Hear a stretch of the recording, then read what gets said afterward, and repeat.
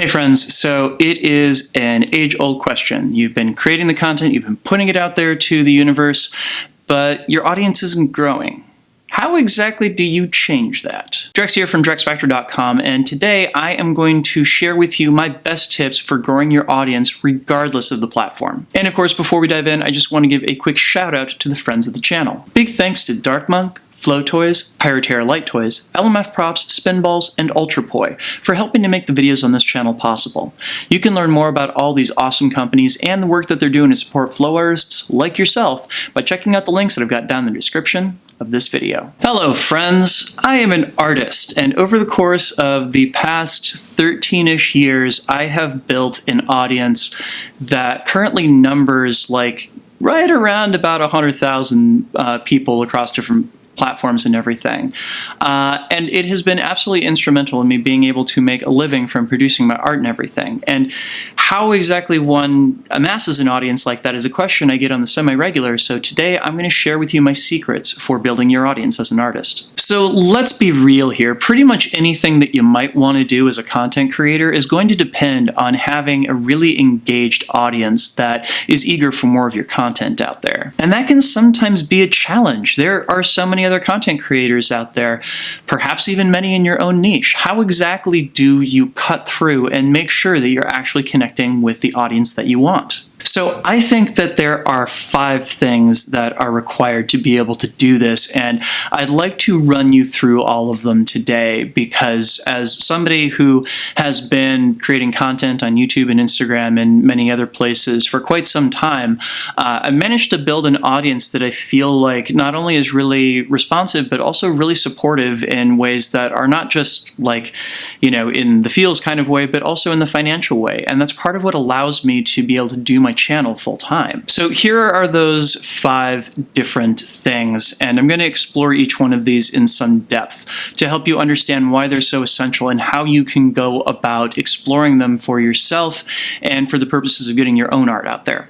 The first is authenticity, also consistency, communication, acts of service, and finally, learning discovery. So let's dive in here. So first up, authenticity. I'm going to have to put a little caveat on this because I am one of those people that believes that social media, for all intents and purposes, has made true authenticity nearly impossible. There are always things that we are choosing to put in and things that we are choosing not to in order to fulfill whatever agenda that we happen to have in terms of how we are seen. What I'm using it for here is kind of a placeholder for something closer to finding your voice. See, the thing is that for any artist to connect with their audience, they need to find a particular way to connect with them. They need to find, you know, their particular cadence of voice. They need to find their particular style with a pen. They need to find their particular ways of adding movement to dance and everything.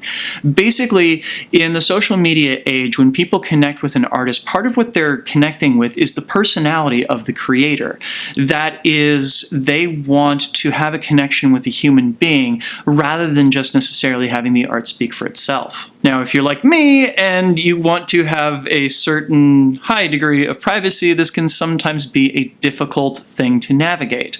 But the thing is that you can still find a particular way of putting your art and your content out there in such a way that it is very distinctively yours. And it might take some work to explore and find what that voice is for you and be able to find a way to get it across to your audience in a way that is going to help them relate to and connect to you. So as an example, as a poi spinner here on YouTube, a lot of my offerings are centered around tutorials and everything, and I have what some would call a professorial tone or voice to the content that I present, which is in marked contrast to a lot of other flow artists who like try and kind of be your friend and everything. And having that unique voice in that space, I think, is one of those things that has helped build an audience for me. People know what to expect from me every time they come back.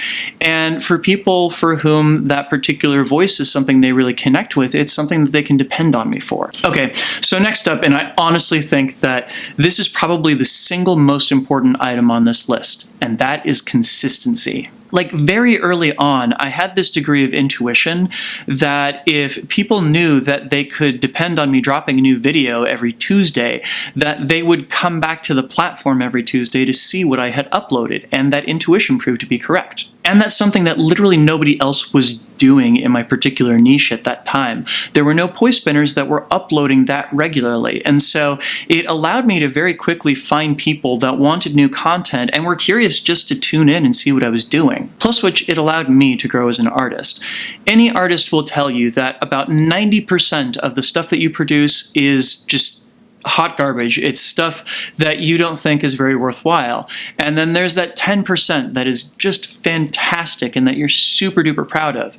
And the thing is that you have to get through the 90% of the chaff in order to get to the 10% of the wheat. Having to consistently produce content is going to make it so that the overall volume of stuff that you're creating is such that that 10% percentage winds up being a larger volume overall. And granted, you produce a lot more filler content in the meantime, but at the same time, I kind of prefer knowing that I've produced dozens of really good videos instead of just one, right? Now, this also does count for the type and quality of the content that you produce. Like, if you have a moonshot piece of content or art that you produce that you can only do that maybe once or twice a year, don't try to build your relationship with your audience on just that. Have something that you can do more regularly. I know a lot of online artists that'll do things like having live streams where they show people the work that they're working on and everything. You know, it depends upon what your medium is. It depends upon what your art is. But try and make sure that you are giving your audience something to interact with as regularly as you possibly can without also taxing yourself in a way that is going to be too difficult or worse, make you hate producing it. Next up, communication is key. Let's be honest here. There is literally nobody who actually produces art in a vacuum.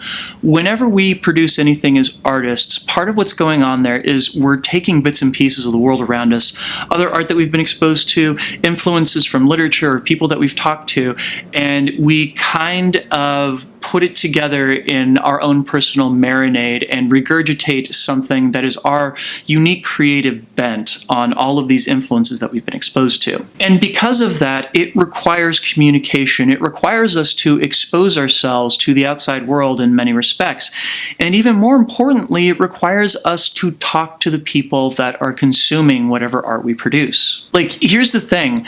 If we don't have people to bounce ideas off of, if we don't have people to ask questions of, then it just becomes kind of us living in our own head. And I don't know about you, but after a while, that really ceases to be terribly inspiring to me. It's one of those things that being able to talk with the people that are consuming your art, that are your audience, it'll give you more insights on how to bring people like that into your ecosystem, how to grow your audience. If there's something that you're doing that is really connecting with people, it's good to know that. It's also good for being able to display gratitude to the people that are consuming your art. Because after all, nobody likes being taken for granted, right? Next up, and this is going to be one of those things that might be kind of uniquely me, but I don't think so, and that is acts of service. So here's the thing. Whenever we produce art, there's certainly a part of it that is all about us satisfying ourselves and placating ourselves and getting something out of our head that feels like it's just going to make our brains explode if we don't. But, and here's a big but, in an ecosystem that also includes your audience, you have to do things that serve them too. So find out what your audience needs. Why are they following you in particular? Do they like the way you teach? Do they like your particular style of art? How can you help them get more of what they want from you? Here's the thing, is the easiest and the quickest way to be able to connect with large groups of people is to give them something that helps them out. Sometimes this can be just entertaining them, but in a lot of cases, people want to know things like, hey, how did you produce that particular comic book on your own? Or, hey, what effect pedal did you use to get that particular guitar tone, or what have you? Produce stuff that helps people not only understand your process, but also helps them through their own process too. We are living in a day and age where art is no longer simply the producer and the consumer. We're living in a day and age where there's an ecosystem of people that are all creating and helping each other out and everything. Have a place in that and serve the people that are enjoying your work. And finally, what I am sure is going to be the least popular item on this list: learn discovery for whatever platform you happen to be on to connect with your audience. So I did an entire video on this topic where I continually am frustrated seeing other artists in my niche basically jump from platform to platform because they don't want to connect with their audience. They want connecting with their audience to be easy.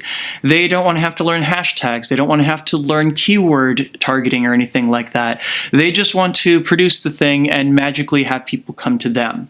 It doesn't work that way. Like, here's the thing, is we live in a very miraculous age in which there are multiple platforms that have large communities of people that are a part of them, and through which you can connect with large groups of people. And that's awesome. But the thing is that each and every one of those platforms, by design, is going to have to grow to a point where it's going to have to start picking and choosing what content it shows people that get on the service, right? And when that happens, you have to understand how the platform is built. You have to understand how it selects the content that it's putting in front of people's eyeballs. Otherwise, you're going to disappear from said eyeballs. So I know that it's distasteful. I know that it's the last thing in the world many of us want to do, is having to debase ourselves into the filthy lucre of like having to learn how platforms work and everything. Not the least of which because it's one of those things that really is also kind of a statement that we want to make a career and we want to have an audience and we want people to see our stuff. And there's something that feels very not humble about that admission. But here's the thing, if you're posting your stuff online, you're looking for an audience. Why not maximize the potential of finding it? So, of course, one of my favorite ways to connect with my audience is actually having a Patreon. Patreon's really awesome, and I think people don't really realize how good a tool it is to connect with your audience. Like, the fact that people are willing to sign up to give you money every month to keep on making your content is a very, very powerful relationship. And I would say that those are some of your most valuable audience members, not just because you're getting income off of them, but because they care that much about your content. Being able to set up a Patreon is really, really helpful, not only for being able to connect with some of your most passionate fans, but also to make sure that whatever art you're creating is sustainable in the long term. And as it turns out, I now have a course available to help those of you out there that are interested in setting up your own Patreon profile. I'll include a link to that down in the description as well as up in the cards so that you can go check that out and be able to connect with your audience and make money doing it. So those are my best tips for building and connecting with an audience. What are some of your ideas out there? I'm sure that there are plenty of people out there watching that have managed to build their own audiences. Leave your tips down in the comments. I would love to check them out. And if you like this video, please make sure to like, share, subscribe, and ring the bell so that you can see my new videos as soon as they get posted. And finally, a huge thank you to my wonderful supporters on Patreon, because they are the reason that this video and all the videos on my channel exist. If you would like to sign up to support the work that I do, please head on over to patreon.com/DrexFactorPoi and sign up.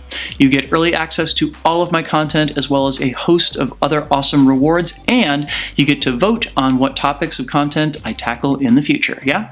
Please and thank you in advance.